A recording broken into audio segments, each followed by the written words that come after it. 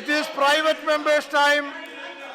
Private members' legislative business bill for induction, medical consultancy and other service rationalization of fees bill. Srimati Renuka Chaudhary. एक minute Srimati Renuka Chaudhary to introduce. ये भेद नहीं है No, no.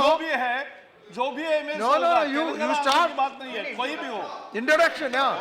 So you say, you have to say that you have introduced.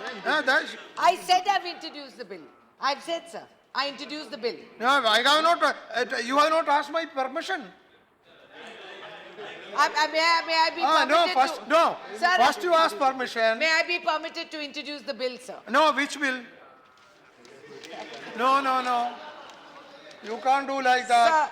It's not a casual thing. I beg to move to leave to introduce the bill to rationalize consultancy and other medical services fees for making them affordable for the common man in the country and for matters connected therewith or incidental thereof. Yes, now you are correct. Question is that leave be granted to introduce the bill. Those in favor, please say aye. Those against, please say no. I think the ayes have it, the ayes have it, the ayes have it. Now you can introduce. Sir, I introduce the bill. Okay.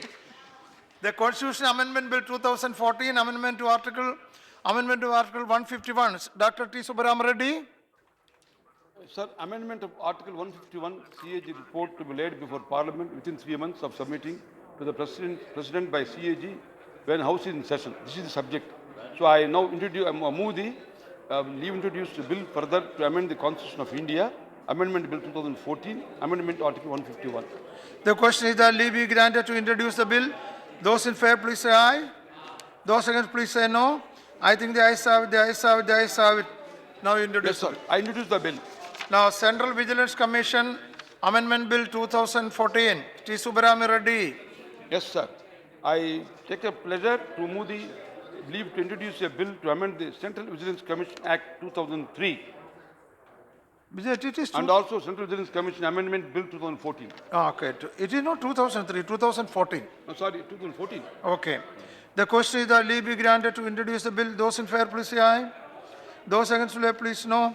I think the ayes have it, the ayes have it, the ayes have it. Now you may introduce it. No, what I meant is that 2003 Act, you amended to 2014. Okay. Now introduce the bill. Okay. Now, Accident Affected Persons Equal Compensation Bill 2014. Sri Prabhat absent? No? Not there. Now, National Himalayan Region Environment Protection and Development Bill, Prabhat absent. Now, further discussion on the motion moved by Sri P. Rajiv. On 25th July, Sri Ananda Bhaskar Rapalu did not conclude his speech. So now he can continue his speech. Rapalu. Pati Mahoday, from the speech on July 25, I move forward to take a few important mentions about the hazards surrounded around the endosulfan.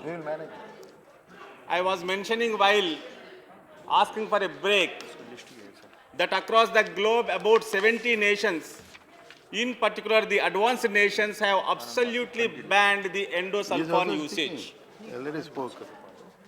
Way back in 1989, in India, the CSIR, Lucknow-based Industrial Toxicology Research Center has advised to ban the endosulfan after having an elaborate study.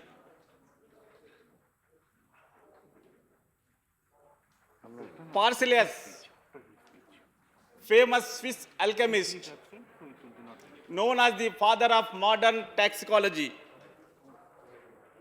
took a mention that the dose is poison. The spread of pesticide becoming the universal is eating away generations and generations and their natural resources. We have traveled much far from the usage of the organic natural pesticide to control the pest.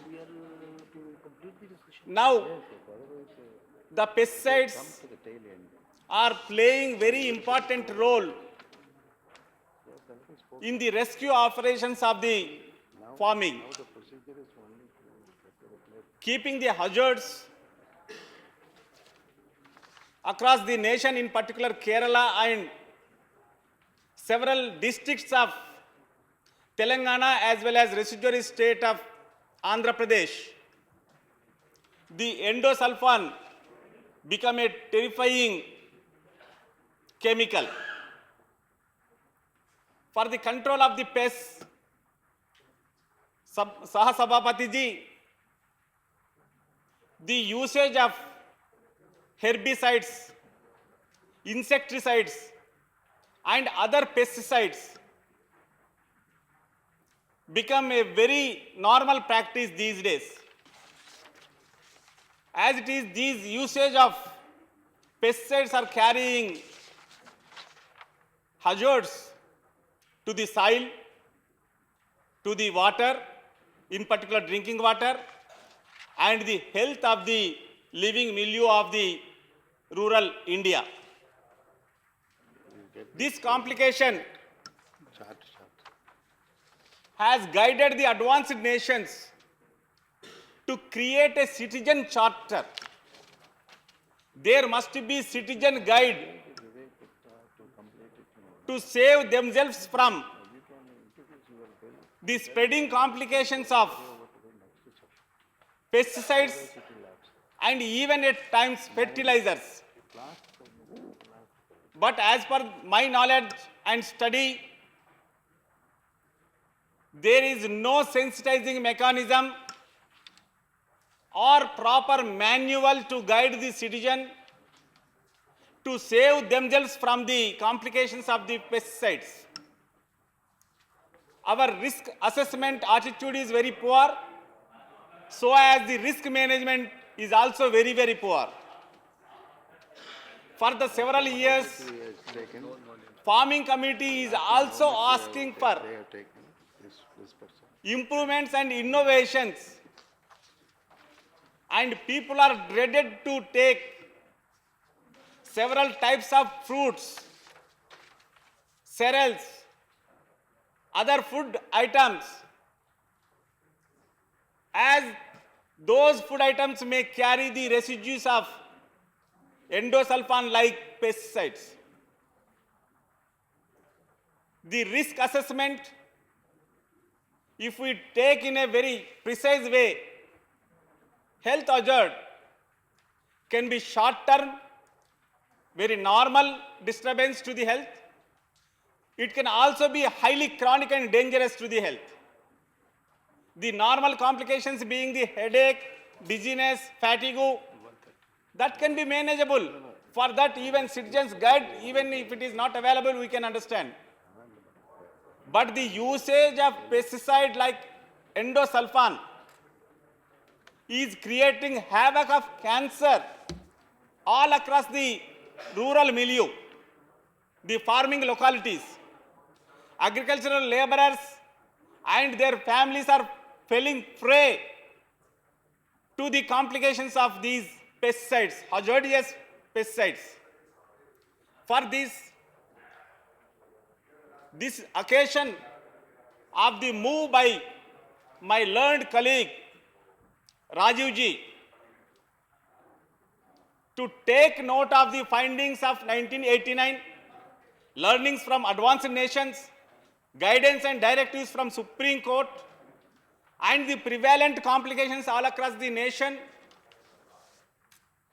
is urged shall lead to immediate sensitization of union government to come out with citizens' guide to save from the hazardous environment such as industrial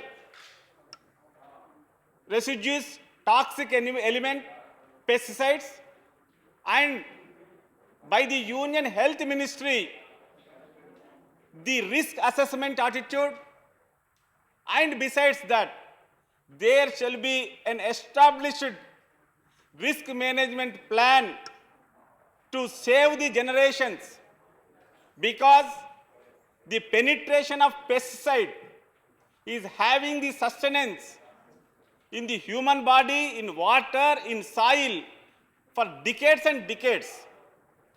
This complication can be properly addressed from the proper risk management plan.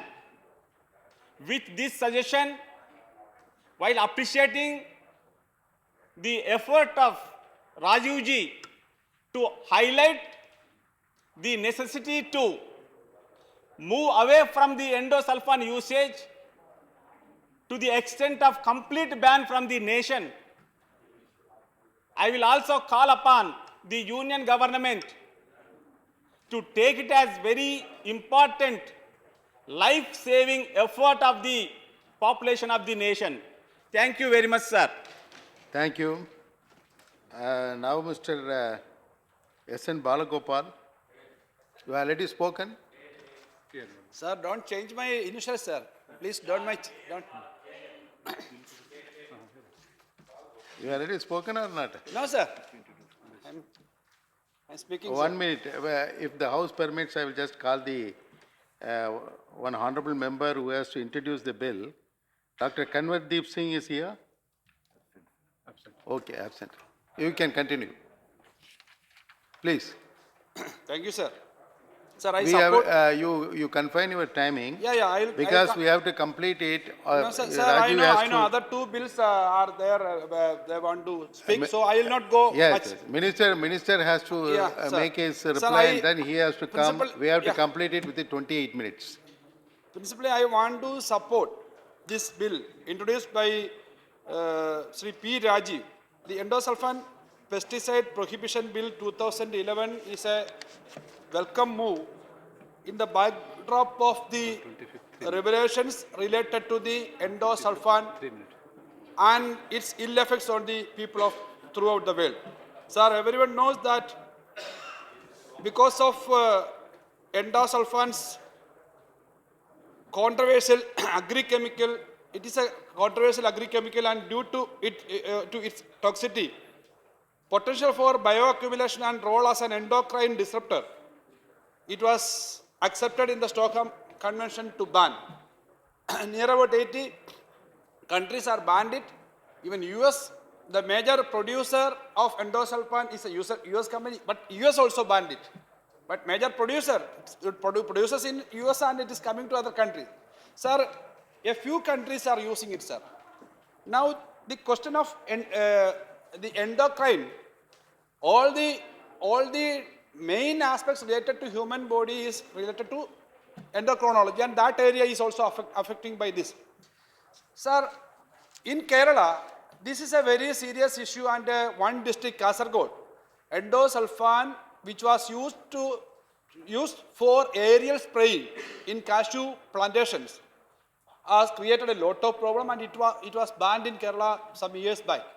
Sir, but the ill effects of that usage of endosulfan is continuously affecting, even the newborn children are also affected with this, because lot of genetic problems were there, mentally retarded children were there. Government has introduced some pension scheme there, some continuous health support scheme is there, special hospitals were done. So in Kerala it is banned, sir. And now because of a court order throughout the country it is banned, sir. The honorable minister is here. Throughout the country it is banned temporarily. But it is secretly used in some parts of the country, sir. Now in Kerala now we are facing some new kind of diseases, sir. We have an experience of largest, or compared to other places, the highest percentage of thyroid cancer, pancreas cancer, and the highest percentage of liver cirrhosis is happening in the country, in Kerala, sir. There was a study by the RCC, Regional Cancer Center Trivandrum, by a group of doctors about these kind of cancers, especially the thyroid and liver cirrhosis, and we find that the average is very high. Sir, I will confess that, sir, we are not producing the necessary vegetables and other food grains in Kerala. We are importing it from other places, especially the vegetables are coming. Sir, the secret use of it is affecting you also, sir. the Honorable Chair is also using these kind of vegetables, sir. Sir, they are using these kind of endosulfan in other parts of the country, and by eating that, it is proved that these kind of pesticides creates cancer and other kind of problems. And liver is the cleaning factory in our body, sir. And the endosulfan and other chemicals which is coming to the liver is not able to clear or filter it, and liver cannot function. That is why earlier it was those who are drinking a lot, because of liquor, this liver cirrhosis was reported in a big way. But in Kerala, lot of liver cirrhosis cases are coming. Other parts also it is there, I think. So, sir, and not only endosulfan, other these kind of pesticides which is creating problem should be banned. But endosulfan is a proven case. So I think that government should take a very serious step to ban it. Already there is a court order, and government have to look into it very seriously and take some positive measures. So I support this bill, sir. Thank you. Now, D. Raja is not present. Now, Dr. T. Subramani Reddy. I support the bill moved by my friend Mr. Rajiv ji. Actually, this using of the endosulfan is so dangerous. It brings to death, disease, disability, permanent damage, not only human beings, even animals and birds also. This has been proved very much in the Kerala. And also, this has been found clearly that when the Plantation Corporation Limited, which is owned by Kerala government, had sprayed endosulfan on the cashew plantation, and thereby caused heavy damage to the people living there. So afterwards, Kerala government has banned it. Now, what we have to see, bear in mind, manufacturing, storing, selling, and in whatever form is kept should be made punishable offence. Banning alone no use. Now, after Kerala, all over India, they say it's banned. But though it's banned, if a man cracks this rule, banning, and then uses it, what is the punishment? Actually, Mr. Rajiv, this is the question actually before that. So here what I see is the import of endosulfan and its alternative from other countries should be banned. And also in clause 93 of the bill, it has been said that whoever manufactures, sells or exhibits for sale the prohibited endosulfan pesticide under this act shall be liable to be punished with imprisonment of 6 months, which may be extended to 2 years, or to pay the fine of not less than rupees 25,000. This is actually very mild and very lenient actually punishment. Therefore, this is the problem where actually if you really want to ban this product and this pesticide, the punishment should be severe so that unscrupulous dealers who buy and sell this type of pesticide should be deterred from doing so. Then also I would like to say the farmers or persons who are affected by use of this pesticide should be provided relief and compensation. They should be also given medical treatment at the government expenses, I propose. And in conclusion, what I would like to suggest to the Minister and to our friends that we should go for organic farming, which would give no side effects and would not damage the soil and nutrient of land. Our agriculture research institution like ICAR should come forward to demonstrate this type of farming among the agricultural community. So in conclusion, I once again support the bill moved by Mr. Rajiv, and this is a very important bill, and it should be done in such a way that the banning should be create a panic from the people that they should be away from using this alpha sulfate. Thank you, sir. Thank you. Now, Honorable Minister can make his observations. Sir, first of all, I want to say one thing we all should accept. Pesticides play an important role in sustaining agriculture production by protecting crops from pest attack. First thing we must say. But here is the main thing is that pesticides have toxic property, all pesticides, and therefore need to be regulated. India has a system to regulate use of insecticide under Insecticide Act 1968. The import, manufacture, sale, transport, distribution and use of pesticide is regulated under this Act and Insecticide Rule 1971. Under Section 5 of Insecticide Act 1968, a regulation committee has been constituted which registered pesticide for import and manufacture in country after satisfying itself regarding efficiency of pesticide, their safety to human being, animals and environment. Now we talk about endosulfan. India was largest producer and exporter of endosulfan in 2009-10. Production was 9,800 metric ton and India consumption was 3,333 metric ton. Apart from India, Argentina, Australia, USA, Brazil, China, Mexico, Pakistan were other major consumption countries. Now, review of endosulfan in Kerala. What is the matter? Health problem reported from Kasaragod district in Kerala, where aerial spraying of endosulfan in cashew plantation by Plantation Corporation of Kerala was undertaken since 1981. Several committees were appointed by state government and other organizations from 2000 onward, when this reported, to review effect of endosulfan on human health and environment in that particular district. The first was National Institute of Occupational Health. It submitted two reports in December 2001 and July 2002. The report concludes that there is higher prevalence of neurobehavioral disorders, congenital malformation in female, and male reproductive failure, male reproductive abnormality. This committee says that relatively high and continued exposure to endosulfan as most probable cause of health problem in Kasaragod district. It also mentioned that physiography of Padre village, where there is several water bodies, as you know, Mr. Rajiv knows, majority responsible for continued exposure to population. This was the main factor, this committee says. Then there was a second committee, Dr. O.P. Dubey committee, appointed in 2003.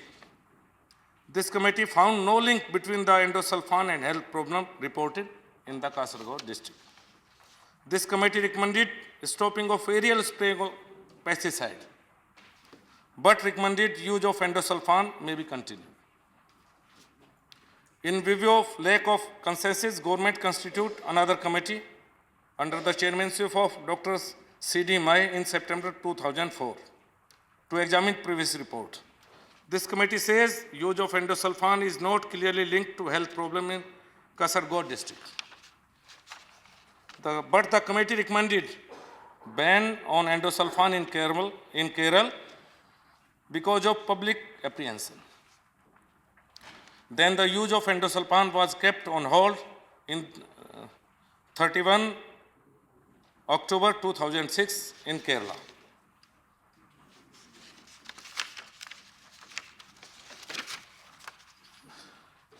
India has agreed to list endosulfan in Annexure A with a specific exemption under Article 4 of Stockholm Convention in 2011. This will allow India to phase out of the chemical completely over a period of 1 plus 5 years. And USA also agreed to withdraw endosulfan up to 2016. Brazil also agreed to gradual phase out of endosulfan over a period of 3 years, maybe 2014. Canada for 2014. Argentina and Australia also take similar decisions. Supreme Court passed an interim order on 13 May 2011 banning production, sale and use of endosulfan in country.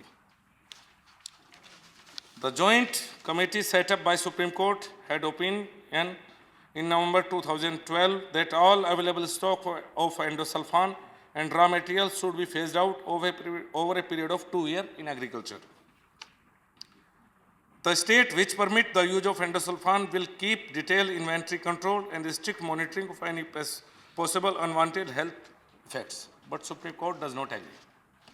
Now, the all stocks of endosulfan is expired by now.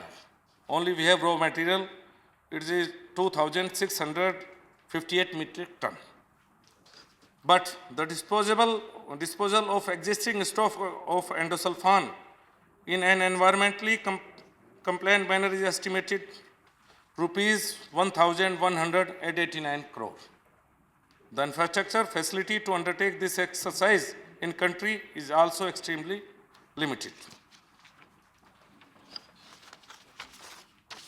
Now we come to the rehabilitation activities. The Kerala government submitted, the government issued order for granting compensation of rupees 5 lakh to each of completely bedridden patient and rupees 3 lakh to those who have other disabilities.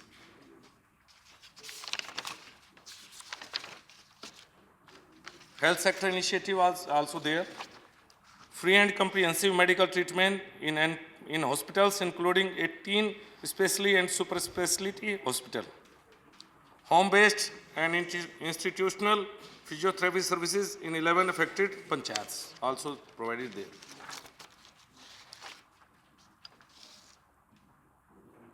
$75 additional manpower for better health services delivery in affected area. Free dialysis facilities provided to the victims. Transportation facilities for the victim to and from the hospital for treatment.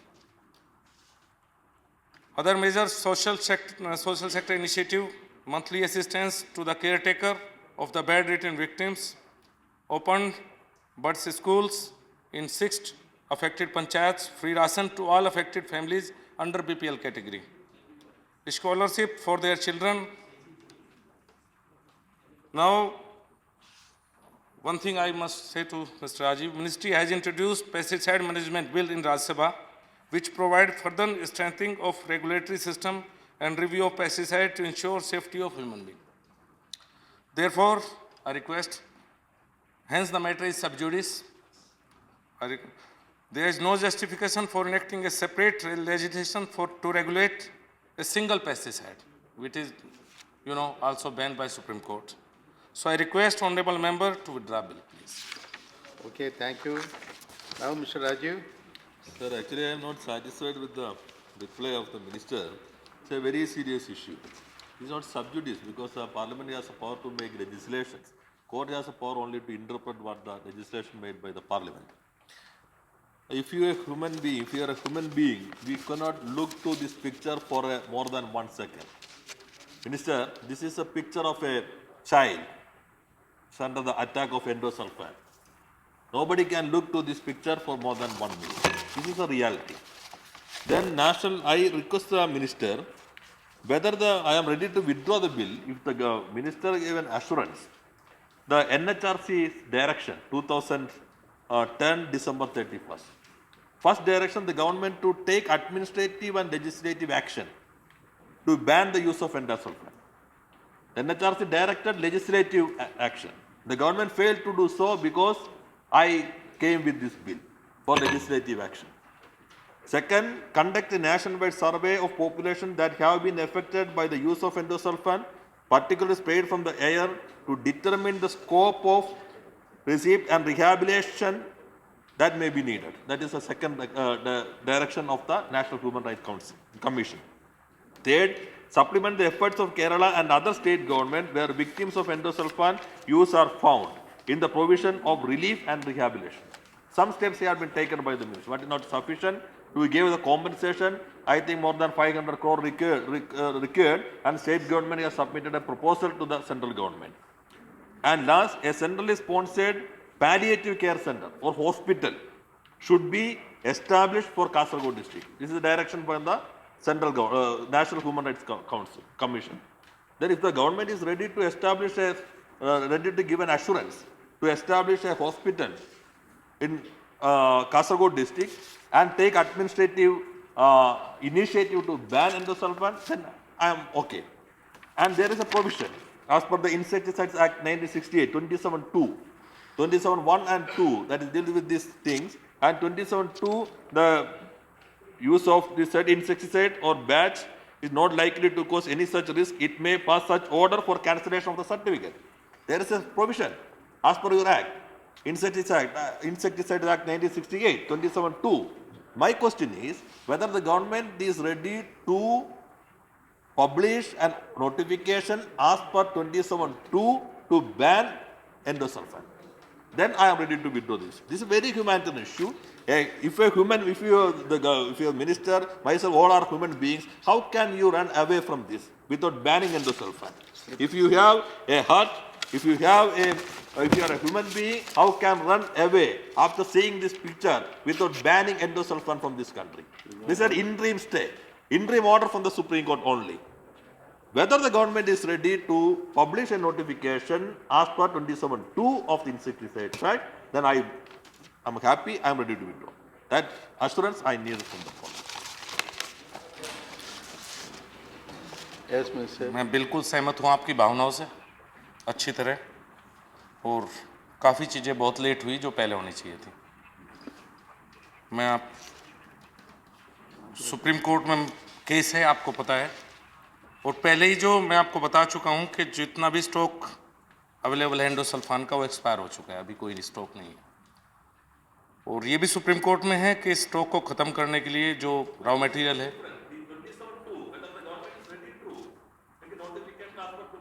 That is my question. That other things are well, all of us are well aware that Supreme Court order is there. The government, the companies are already moved the court for you sell this existing endosulfan stock. That is all us well aware that. Whether the government is ready to make a notification as per 27(2), very direct specific question I like to raise to you, sir. देखिए पहले stock home में हम commit कर चुके हैं कि 2017 तक हम करेंगे, उसके बाद कोर्ट ने बैन लगाया है, बंद है इस समय प्रोडक्शन। जो आपका कंसर्न है वो आप बिल्कुल ठीक कह रहे हैं। केरला गवर्नमेंट का एक 448 करोड़ रुपए का हेल्थ मिनिस्ट्री में ये पेंडिंग है, इसमें एग्रीकल्चर मिनिस्ट्री अपनी पहले ही दे चुकी है व्यूज़ कि ये अगर होना चाहिए विक्टिम्स की मदद, व्यूज़ हैं क्योंकि हेल्थ मिनिस्ट्री के पास पेंडिंग है, न कि एग्रीकल्चर मिनिस्ट्री के पास। जहाँ तक बात है बंद तो ही बिल्कुल, ये आप भी समझते हैं, 2017 तक की कमिटमेंट है स्टॉक होम्स में पहले ही। I hope minister can, समय- they can consider it because they have to consult with the health ministry. Therefore, you can act on that basis. Assurance, sir. No, he has to go for a consultation with the other department.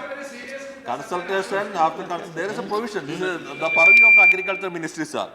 It is the Whether the purview- this minister is insect- ready to consider Sir, this issue.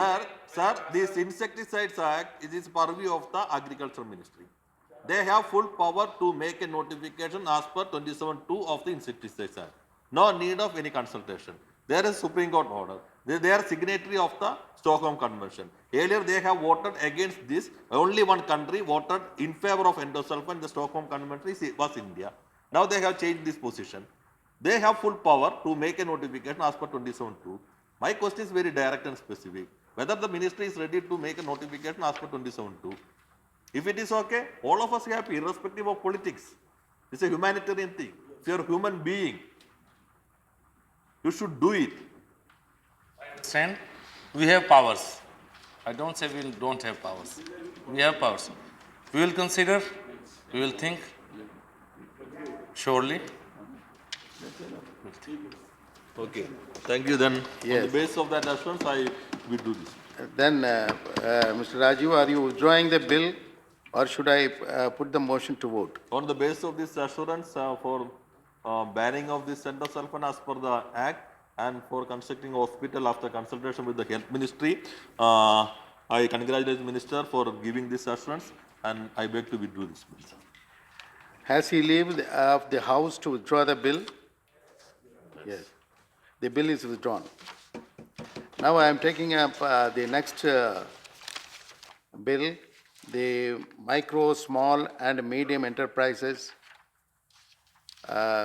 bill moved by Shri Vivek Gupta to move the motion for consideration of the micro, small and medium enterprises development amendment bill 2013. Yes, Mr. Vivek Gupta? Sir, I beg to move, that permission be given to move the bill to amend the Micro, Small and Medium Enterprise Development Act 2006 be taken into consideration. Yeah. You can make your mention.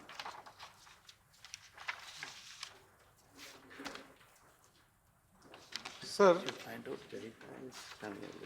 the original act, the Micro, Small and Medium Enterprise Development Act, original act was passed sometime in 2006. Since then, the definition of micro, small and medium enterprise has not been changed.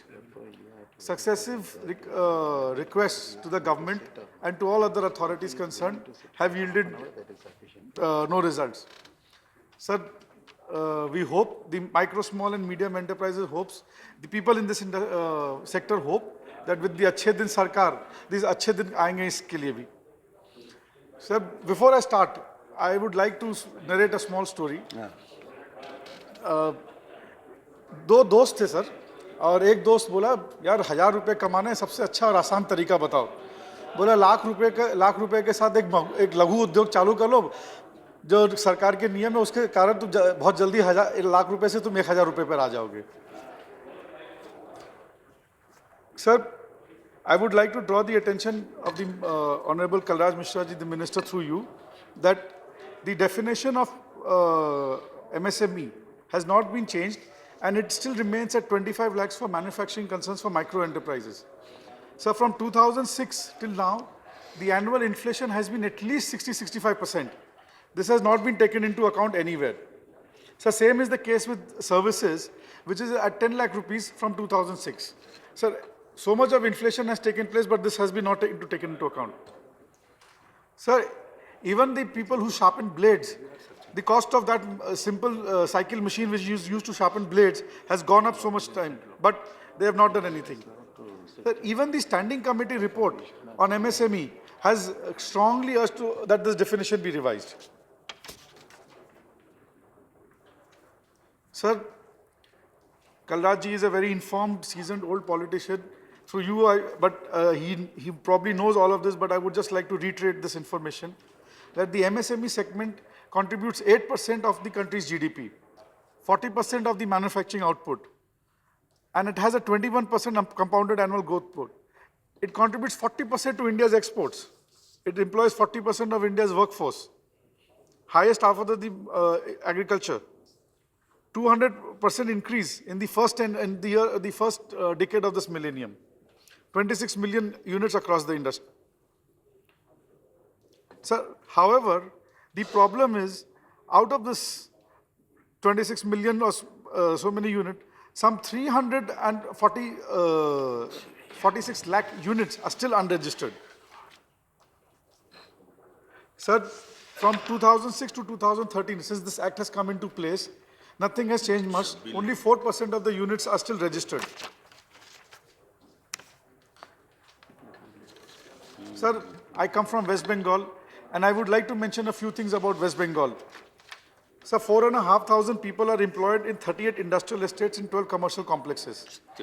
We have increased the ancillarization and vendor linkages of SME from current 2% to 10% by public procurement policy. This will lead to a 25% increase in production by MSMEs. We have set up in land banks and industrial estates in Hooghly, Bankura, Midnapur, and industrial estates in Rajinagar, Ambari, Falakna, and Durgapur in Bardwan exclusively for micro, small, and medium enterprise.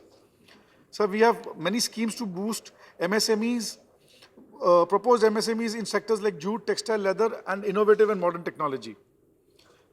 Sir, there is also an state-level interdepartmental task force to look after the problems and issues of MSME.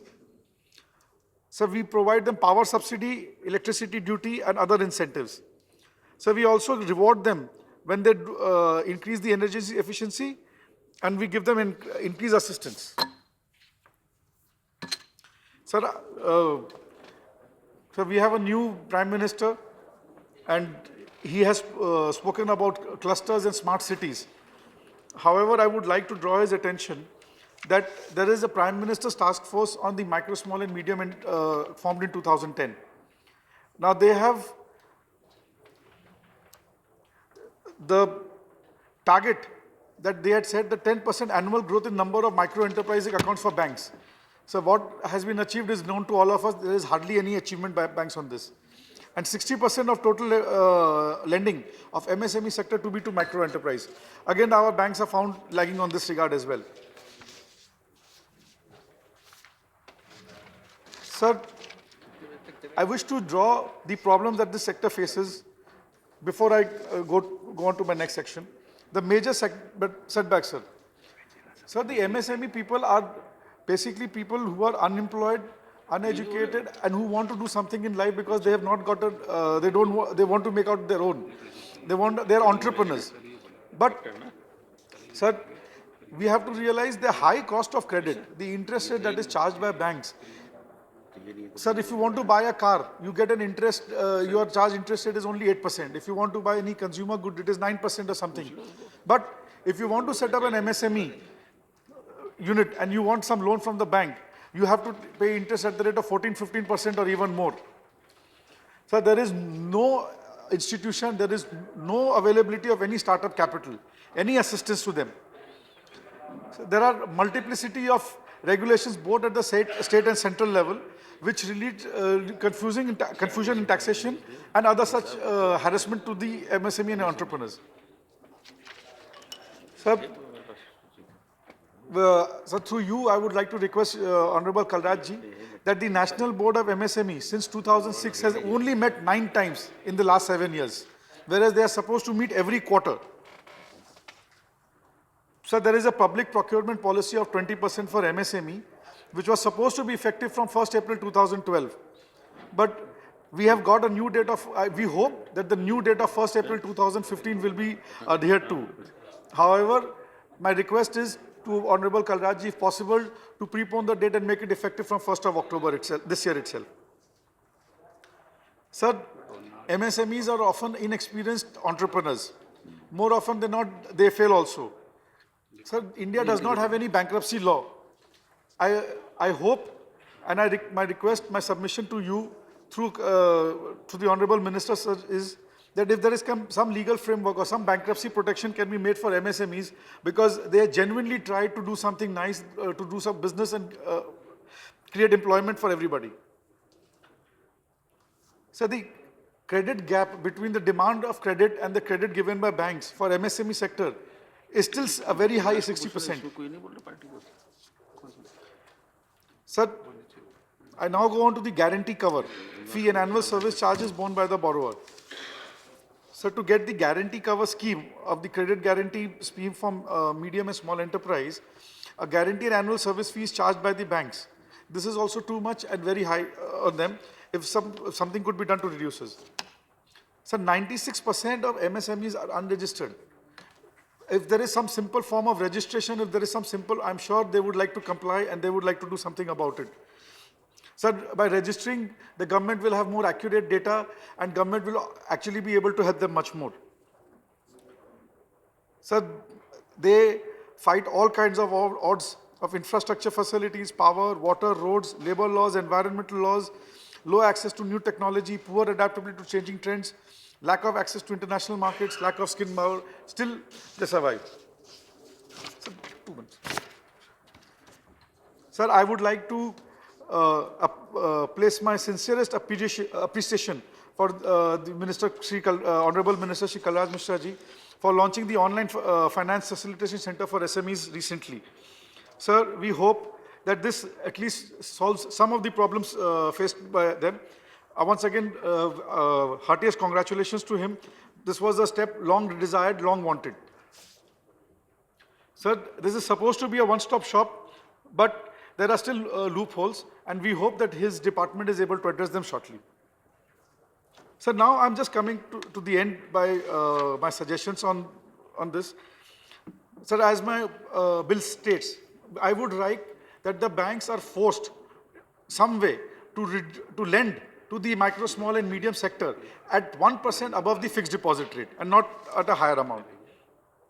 Sir, inflation has taken place, machineries are required, we need smart cities, we need so many other things. So we need to invest in plant and machinery. Sir, we need collateral-free loans. 25 lakh rupees is not the limit which we are looking for at least 2 crores of Sir, there's a basic understanding here. If I had money to provide collateral, why would I go to the bank to borrow? I would have invested that in my business. Sir, हम भारत देश में आते हैं, हमारे घर की महिलाएं अपने सोने के जेवरात, अपने घर के आभूषण, अपने घर के कागज सब गिरवी रख के हम लोग धंधा करने निकलते हैं। तो अगर हमारे पास पैसा या गिरवी रखने के लिए कुछ और होता तो हम उसको रख देते, मगर सर बैंक ये बात समझना नहीं चाहते हैं और उसके कारण कोई भी एमएसएमई बेचारा काम नहीं कर पाता है। Sir, there are 2,032 specialized branches for MSMEs. We would request that they be increased and ज़्यादा से ज़्यादा सर ग्रामीण इलाकों में ये ब्रांच हों। कंक्लूड करिए। सर दो बस हो गया सर। सर एंटरप्रेन्योर्स को जो जितने तरह के लॉज हैं उनके बारे में कोई जानकारी नहीं है, अगर उनको जानकारी मुहैया कराने का कोई सिस्टम हो जाए तो वो लोग भी सारे लॉज को ऑब्जर्व कर सकें। सर 2 पॉइंट और खाली, उसके बाद मैं कंक्लूड कर दूंगा। सर एमएसएमई के लिए जो कॉस्ट ऑफ ट्रांजैक्शन है बिजनेस करने का वो बहुत ज़्यादा है और नॉर्मल कॉर्पोरेट से भी बहुत ज़्यादा है, इसको कम करने का भी कोई उपाय किया जाना चाहिए सर। सर एक्सपोर्ट जब हम लोग करते हैं, ये छोटे छोटे बहाने पर एक्सपोर्ट के यहाँ पर रोक दिया जाता है एमएसएमईज को, उनको तकलीफ दी जाती है। सर उनके लिए कोई अलग से एक्सपोर्ट सेल या कोई अलग वो कर दिया जाए जो उनकी दिक्कतों को समझे, उनको गाइड कर दे। सर एमएसएमई को पेट से सीख के नहीं आता है, उसको थोड़ा सा गाइडेंस की ज़रूरत है, गाइड कर दे तो वो भी नियम का पालन करके वो कर देगा। सर इसके साथ ही मैं अपना ये बिल मूव करता हूं और मंत्री जी से रिक्वेस्ट करता हूं कि इस पर सकारात्मक रूप से विचार करें। Thank you. धन्यवाद। Doctor E.M. Sudarshan Nachippan. Thank you, Vice Chairman, sir. Actually, I appreciate Honorable Member Vivek for initiating this amendment. And Honorable Minister, we know very well that Kalram Mishra ji was having a very high experience in various fields. And this ministry is very important ministry for the in employment opportunities, foreign exchange, GDP. In every aspects, this MSME sectors is very important one. But the same sector which earns more than 48% of the GDP and also more than 40% of the exports are made through the MSME. This is most neglected area is also there. Mr. Vivek Gupta has brought forward two major issues, that is the financial aspect by the public sector undertakings, banks, and also the other commercial banks. It may be a rare thing to see that 1% interest, the finance is to be available for the MSME. But it is a correct proposition because the MSME is the first preliminary step for any entrepreneur who has come forward in the young age after completing a master degree in management or engineering or any type of the scientific field. They want to have the anxiety to manufacture. They have got certain technical knowledge. Sir, in my a short period as the Minister for Commerce and Industry, I could also have negotiations with various countries, Japan, Germany, the Central Europe, and also the erstwhile Russian countries. They are all very anxious to have the MSME sector cooperation. They want to have the technology being transferred to Indian MSME sector, and at the same time they are ready to invest in that area also. I will just give you an example. The Tiruchirappalli is having, in Tamil Nadu, is having BHEL, Bharat Heavy Electricals, which depends upon the MSME sector. The Tiruchi, when it was, Tiruchirappalli was selected as one of the locations for making the Bharat Heavy Electricals unit. At the time of Shri Kamaraj as a Chief Minister, he made it possible to bring many of the small-scale industries in and around of BHEL factory itself. But unfortunately, whenever the BHEL could not get tenders from NTPC or any other government agencies, the consequences is that the dependence of more on the boilers and the spare parts for BHEL, the MSME sector becomes defense. Therefore, we could revive it by getting more orders from the through the BHEL to the NTPC, even though there was a heavy competition from Chinese products. Sir, but the important issue in this matter is the women entrepreneurs are also coming forward to start the MSME. If you see the Tiruchirappalli, we could organize women entrepreneurs who can manage, and they are ready to have discussion with the Japanese investors to have the technology transfer and also the FTA. When we talked with the Japanese agency, they told that we are very much interested to invest in that area because already the Chennai-Bangalore industrial corridor is on the anvil, and the Japanese foreign investment agency is looking on that. JICA is looking after that project. They want to have more and more investment in the MSME sector. But one thing is, when they are coming forward with the investment, they want to see whether it will run or not. Therefore, we requested them to come as a team, have the negotiation with the concerned entrepreneurs who are already having established small or medium scale enterprises, who are already having orders with some other heavy industries. Then you will have the confidence how these people are working, how the workers are working, how they are cooperating, what is the wage structure, how you are going to bring the new machineries from Japan, how they are going to open up that machinery. For that you need some rudiment knowledge of Japanese language, how to install it. These are all things.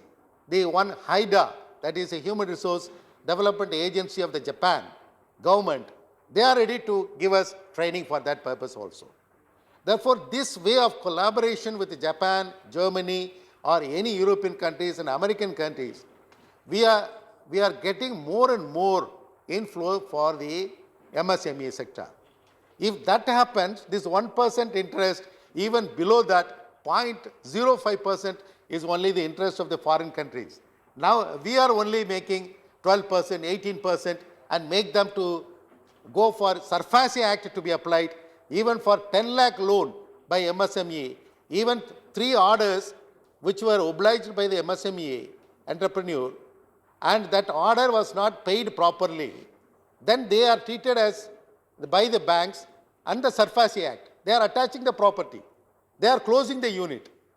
How they can go for that? When we make submissions, when the MSME Act was brought in by the UPA government, and also when we were discussing on the finance bill, we told the government that you should not apply the SARFAESI for the small and medium scale enterprises. Kindly, sir, you have to enforce this one. The MSME sector should not be suffering due to the SARFAESI Act. SARFAESI Act should be applicable only for 10 crores and above who are not paying properly. If you look at the investment portfolio of any commercial banks or any public sector bank, you will see 2 people are properly paying back the loan. There is no NPA. That is, one is agriculturist, another is MSME. More than 10 crore people alone, they are evading, and more than 100 crores, they are totally not paying it. NPA is going on increasing in that area.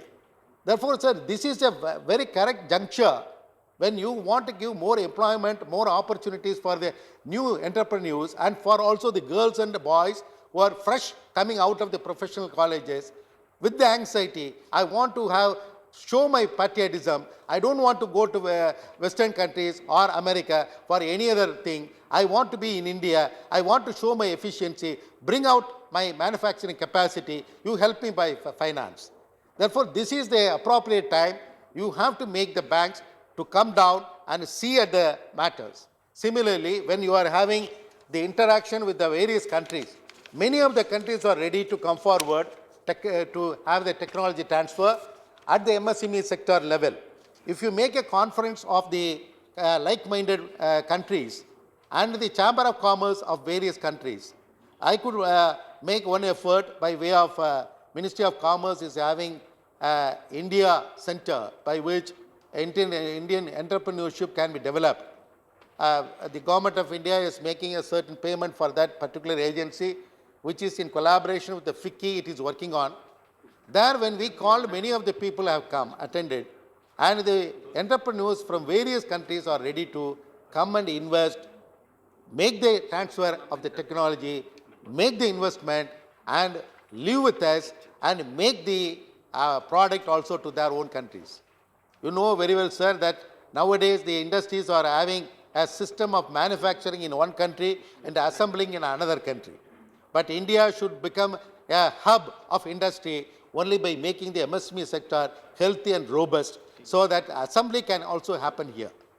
More so, sir, when we are allowing the multi-branded FDI, we made the condition at least the 30% of the manufacturing goods should be made in India itself. That was one of the conditions made when we make the FDI to be allowed in the industrial sector. And the pharma sector also we restricted like that. For that purpose, you need to help the MSME. Unless otherwise you help the MSME to have the financial support and this type of support from the government, we cannot see that the employment opportunities are given for use, and more people are coming forward to put their knowledge, what they earn through their education and experience. We cannot succeed in that. Therefore, sir, I feel that the ministry will look very seriously about this amendment which is put forward by one of the industrialists. Vivek is one of the well-known personality in West Bengal as the industrialist and also media person. He could come forward with the proposition. Is very interesting one. Finally, I want to submit that the banking ministry should be approached to see that SARFAESI Act should not be applicable for MSME sector. If necessary, the government should also come forward with an amendment in the SARFAESI Act that the limit, which is now 10 lakh, should be increased as a 10 crore, above which the SARFAESI Act should be applicable, so that many of the industries in the MSME sector, which is now closed, will come back for life, and they will have more opportunity to come forward with the manufacturing. Thank you very much. Thank you. Vijila Satyanathan. Thank you, sir, for giving me this opportunity. As I started up my career as a women entrepreneur, I would like to share my views as a very early, a small service sector oriented MSME to a person who is now more responsible and also has become a people's representative to look upon this MSME sector, which has a great potential to help the economic growth and to accelerate the overall growth of this economy. In view of this significant capacity to create employment, the MSME sector deserves great attention of this august house. There are a large number of MSMEs that are scattered around the country, because of which I know that they have not come under a organized association or federation where they can represent their interest as well as where they can represent their shortfalls. And I would like the government, as rightly pointed out by our counterpart and the colleague, Dr. Sudarshan Nachiyappan, and by my good friend who brought out this bill, Mr. Vivek, the Micro, Small and Medium Enterprises Development, the MSMED Act, which was notified in 2006, addresses the policy issues affecting all the MSMEs as well as the coverage and investment ceiling of the sector. The Act seeks to facilitate the development of these enterprises as also to enhance their competitiveness. It provides the first ever legal framework for recognition of the concept of enterprise, which comprises both manufacturing and service entities. It defines medium enterprises for the first time and seeks to integrate the three tiers of these enterprises, namely the micro, small, and medium. As you all know, the Act has also provided the statutory consultative mechanism at the national level with balanced representation of all sections of stakeholders, particularly the three classes of enterprises, and with a wide range of advisory functions for the enhancing competitiveness, notification of schemes, because they should be alarmed and informed about the new schemes announced by the government, the progressive credit policies and practices, the preference in the government procurements to products and services of micro and small enterprises, and also about easing the closure of business by these enterprises. And all these features you have incorporated in the Act. But I would like to mention the main thing is now we have to seek, the government has to seek how to consider tax concessions or even tax holidays which are offered in many countries. I know that many countries, it provides tax concessions to the sectors which is going to develop the economy. Because you know that everybody, all the vibrant youth, those who are qualified, those who get their degrees, masters, and everybody cannot be employed by the government. So people have started to look forward for an alternative, that is business. So they start a MSME to earn by themselves, as well as to give opportunity, job opportunities for many inspiring youth. And I know this industry is a very valuable industry, and our Tamil Nadu government is Tamil Nadu is an advanced state which has enhanced many such MSMEs. As rightly pointed out in Trichy, the BHEL, there are so many small industries just around the BHEL which has started as a sister concern. They are all either supporting or producing a raw material or supplying materials, and so as to create themselves job opportunities, also to provide and supply the products for BHCL. And I also wanted to point out the SIPCOT. The SIPCOT everywhere, in each and every district, we have the SIPCOT areas where the government has given the MSME sector to grow. The people, those who start up the business, those who want, the people, those who come to this industry will be given a proper place, proper guidance, proper organized manner. They can start up the business by which the government can help them with land and the capital. And also the bank credit facilities. They are given priorities in the bank credit facilities, and I would like to point out that more credit facilities. When we want to start up a business, the young entrepreneurs, they face lots of problems. When we go and approach the public sector banks, they immediately send us back because they want a proper security to be given for availing loans.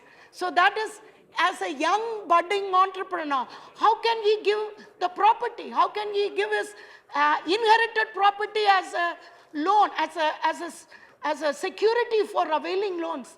And how can he approach? So this has to be more flexible, and people has to be more encouraged. And it creates more job opportunities, and also skill development is more. When I first put my foot on the service sector, I had a training, proper training. I had a proper training because we have to be more educative, informative before starting up a business. So the young entrepreneurs, they first come with lots of skill in their hand, lots of potential in their hand. So the government should more encourage them and make them. And now our Honorable Chief Minister, our dynamic Chief Minister of Tamil Nadu, has improved many women entrepreneurs. She has introduced the new pilot visionary scheme, the NEET scheme, the new entrepreneur enterprise scheme, development scheme for the young budding women, the women under the age group of 35, in between, I suppose, 25 to 40, they can avail the loan. For the women are encouraged. They are encouraged in the manufacturing sector. They are encouraged in the service sector. And they can avail Please 1 conclude. crore loan. In the NEET scheme, a women entrepreneur can get 1 crore loan without giving any security to the banks. So this is the greatest scheme our Honorable Chief Minister has introduced in Tamil Nadu, and which has highlighted, which is thrown out, which is a torch bearer for all the women entrepreneurs of the country. She has become an inspiring leader for all the, for it has also created the women empowerment. The potential women has got the foot right thank on you. to a right place where they can start up a business.